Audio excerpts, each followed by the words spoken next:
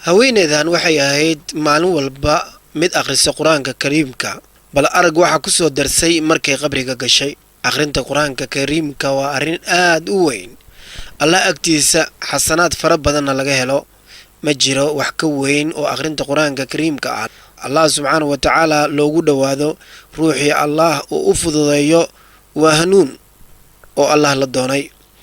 akhrinta qur-aanka kariimka ah waxay ka mid tahay waxyaabaha lagu liibaano adduun iyo aakhiraba. waxaa jira adilo badan oo ina tusinaysa faa'iidada ay leedahay akhrinta qur-aanka kariimka iyo ajirka weyn ee ugu sugan ruuxa akhrinaya oo xaafidul qur-aanka ah. xadiis uu Tirmidi wariyay oo laga wariyay Cabdullaahi bin Mascuud allah ka raali noqday wuxuu yidhi nabiga sallallahu alayhi wasallam wuxuu yidhi ruuxii akhriya xaraf ka mida kitaabka allah wuxuu leeyahay 10 xasano. idinma oranayo buu yidhi nabiga sallallahu alayhi wasallam alif laam miim waa hal xaraf, laakiinse alifku waa xaraf, laamkuna waa xaraf, miimkuna waa xaraf. ninkii akhriya qur-aanka kariimka alif laam miim oo qura wuxuu leeyahay 30 xasano. ruux walba oo akhriya kitaabka allah asagoo dalbaya wejiga allah oo allah dartiis u akhrinayo wuu helayaa ajarkan oo lagu ballan qaaday haddii uu allah idmo.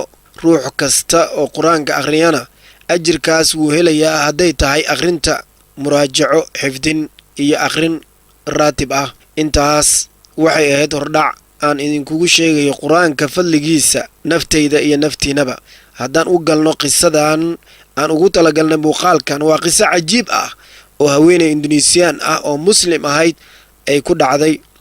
haweeneydan ayaa laga soo wariyey markii haweeneydan la aasayey kadib oo ay doonayeen inay dhaqaaqaan dadkii aasayey janaasadeeda ka soo qayb galay ayaa dhawaaq qaylo dheer maqlay.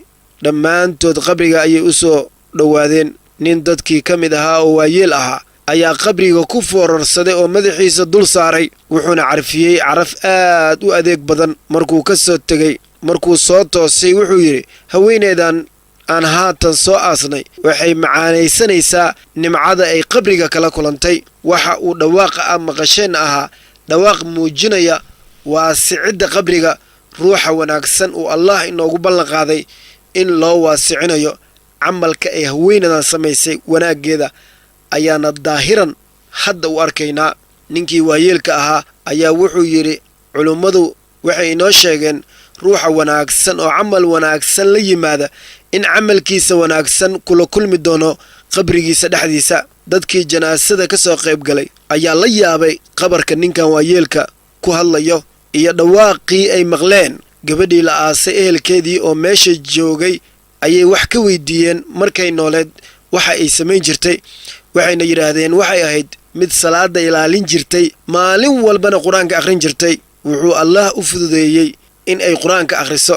xadiis kale oo nebiga sallallahu alayhi wasallam laga wariyey oo Abu Hurayra radiyallahu canhu uu ka wariyey, nebiga sallallahu alayhi wasallam wuxuu yidhi ruuxii habeen walba akhriya suuratul mulki allah subxaanahu wa tacaala wuxuu ka badbaadiyaa cadaabka qabriga.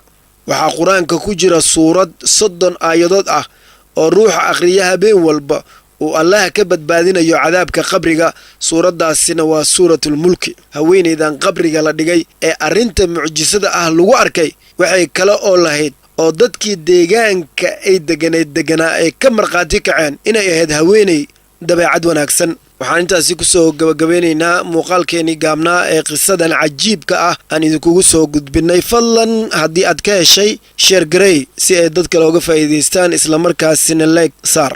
mahadsanid.